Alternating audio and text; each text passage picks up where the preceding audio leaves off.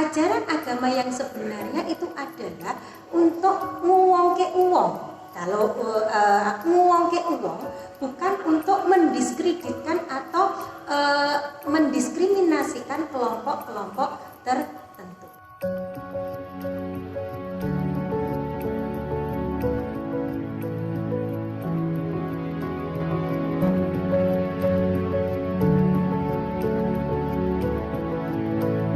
Karakter yang menjaga bangsa tidak terpecah belah dan mengilhami nuansa bernegara dan berbangsa penuh kerukunan dalam beragama. Ketika ia mengambil keputusan, memposisikan dirinya berada di tengah-tengah, tidak berat sebelah. Suatu sikap atau perilaku dalam beragama yang mencerminkan sikap keadilan, toleransi, atau saling menghargai antar umat beragama, serta memberikan kebebasan dalam beragama dengan tujuan agar mencapai suatu keadilan dan perdamaian antar umat beragama. Memahami dan mengajarkan agama secara tidak ekstrim. Artinya, dalam mengajarkan agama bukan hanya untuk menjadikan pribadi yang soleh secara personal, tetapi juga menjadikan agamanya sebagai instrumen untuk menghargai keberagamaan umat lain. Moderasi itu tidak pandang kanan dan tidak pandang kiri, harus netral. Cara pandang beragama secara moderat. Dalam mengamalkan agama, tidak ekstrim dan tidak memihak. Beragama menurut saya adalah kerukunan umat beragama yang sangat penting di Indonesia. Menurut saya, meyakini ajaran agama yang kita yakini dan memberikan ruang terhadap agama yang diyakini oleh orang lain. Seimbang.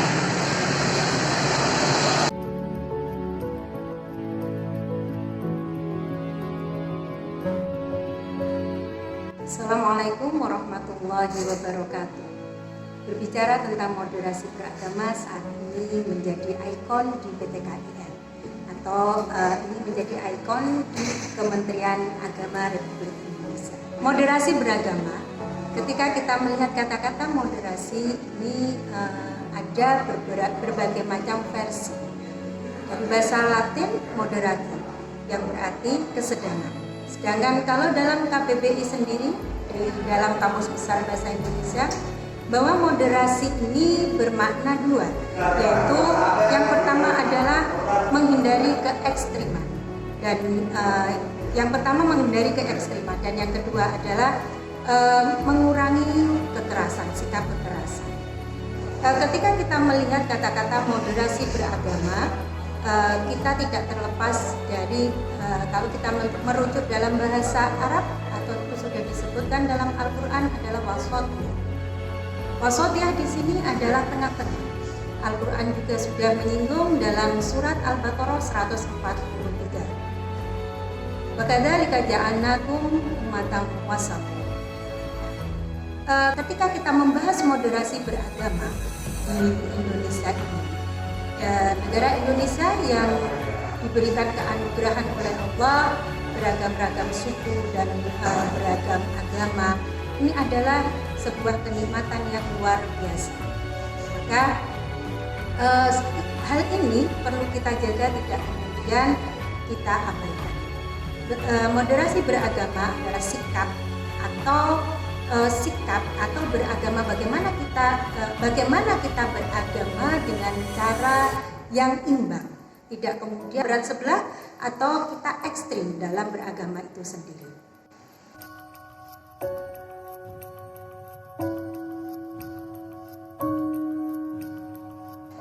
Ini ada beberapa pertanyaan dari teman-teman mengenai moderasi beragama.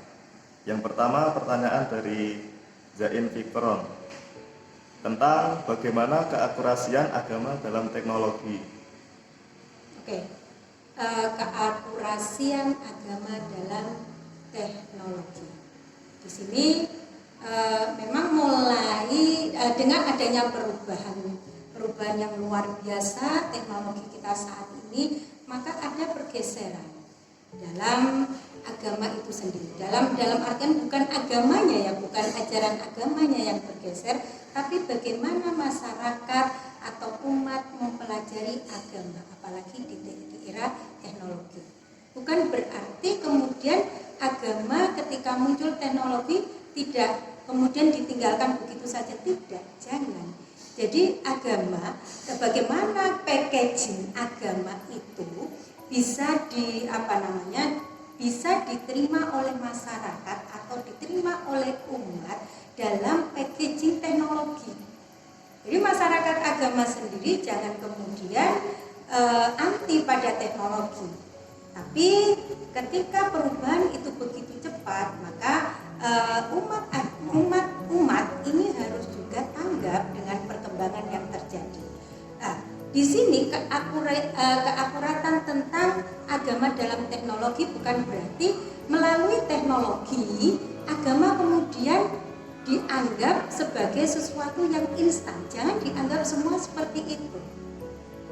Nah, disinilah peran teman-teman yang mempunyai basic keagamaan yang bagus harus mulai tampil dalam media sosial untuk menerangkan, untuk menjelaskan bagaimana agama ini bisa dipelajari oleh masyarakat secara luas. Ketika kita tidak bisa atau kita antipati dengan teknologi, akhirnya teknologi hanya dimiliki orang-orang yang hanya mengetahui agama secara instan. Keakuratan di sini tidak hanya kemudian keakuratan di sini apakah semua ajaran agama yang ada dalam teknologi itu benar? Kalau saya mengatakan benar, salah juga. Perlu ada filter dalam pembelajaran agama melalui teknologi atau perkembangan media sosial. Gitu. Pertanyaan kedua dari Miftahiyatun Nurul Hidayah dari mahasiswi Akidah dan Filsafat Islam YAIN Kudus, yaitu tentang bagaimana menyikapi moderasi beragama pada era 5.0 agar khalayak umum dapat menyadari pentingnya moderasi beragama. Oke. Di era ini itu adalah era teknologi dan era humanity, ya. 5.0 itu kembali lagi kepada kemanusiaan. Pas sekali, menurut saya tepat sekali era ini kita berbicara tentang moderasi beragama. Kenapa demikian? Karena pada dasarnya agama itu diciptakan untuk memanusiakan manusia, untuk kemanusiaan. Agama itu bukan untuk kemudian kita saling mengklaim. Maka disinilah perlu adanya sosialisasi bagaimana memanusiakan manusia ini antar maupun intern umat beragama. Maka ketika kita mulai sebagai mahasiswa, ya, sebagai sivitas akademika yang tahu tentang moderasi beragama ini, kita mulai masuk kepada masyarakat. Ajaran agama yang sebenarnya itu untuk apa toh?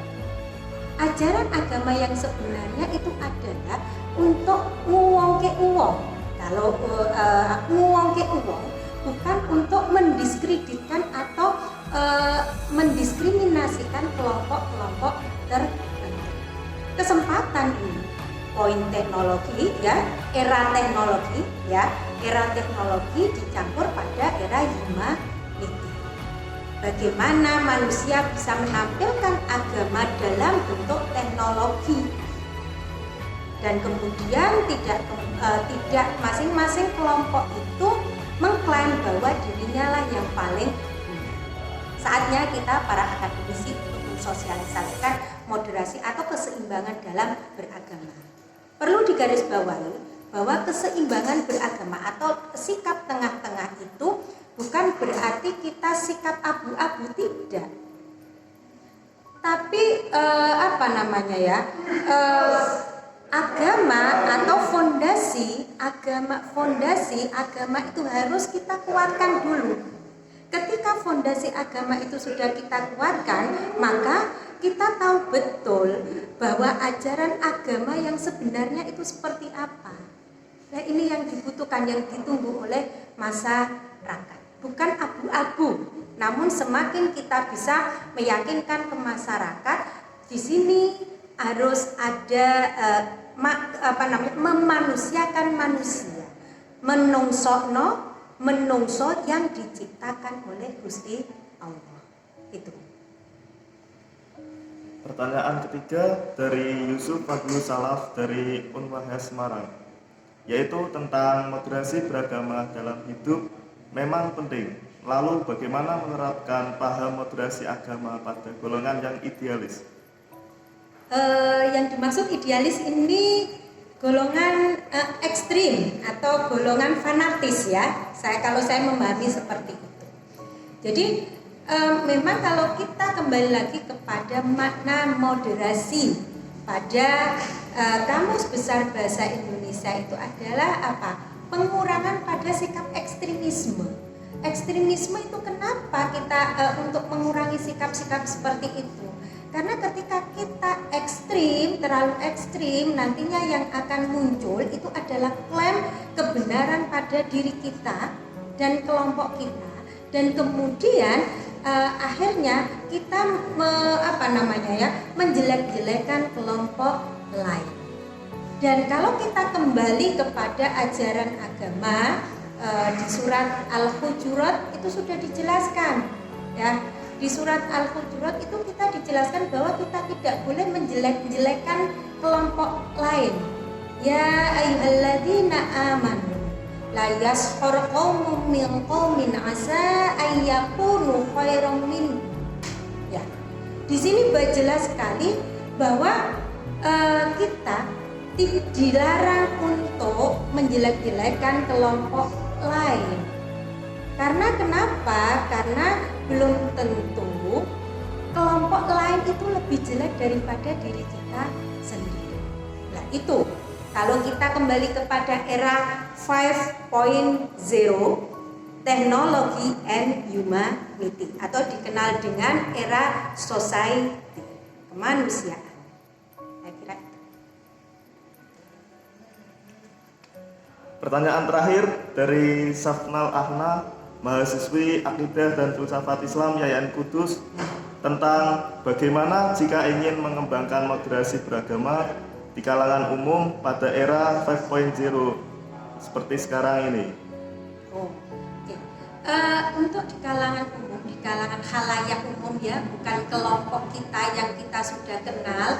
Nah, memang kita penting menyampaikan agama atau moderasi beragama di kalangan umum.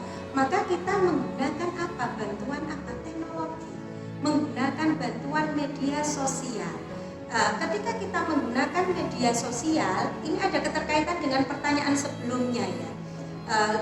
Kita tidak kemudian menyampaikan kepada masyarakat hal-hal yang sifatnya memihak kepada satu golongan.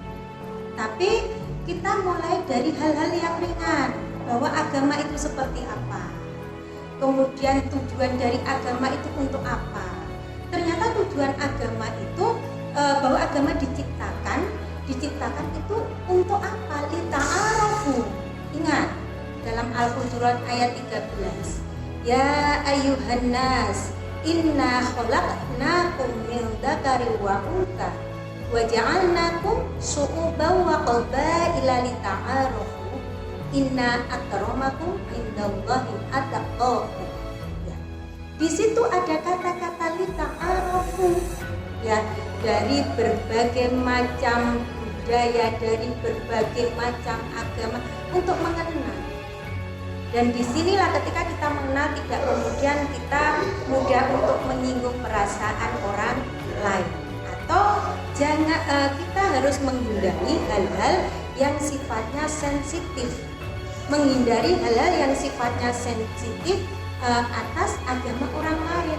Contoh, ketika kita berbicara dengan agama misalnya agama yang berbeda dengan orang Islam, Kristen atau Hindu, ketika kita bersama kemudian kita membicarakan, ketika orang yang tidak sholat itu adalah orang kafir, nantinya kalau orang kafir itu masuk neraka, itu hal yang sensitif karena mereka punya standar sendiri dalam melaksanakan ajaran agamanya.